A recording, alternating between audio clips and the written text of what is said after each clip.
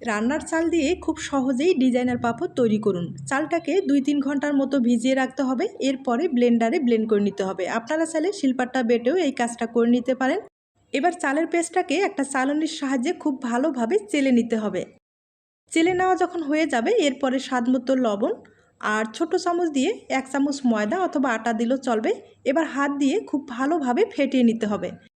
বেটারটা ফেটানোর পরে আমি একটা প্লাস্টিকের ব্যাগে ভরিয়ে নিয়েছি আর এভাবে ডিজাইনটা তৈরি করে নিলাম।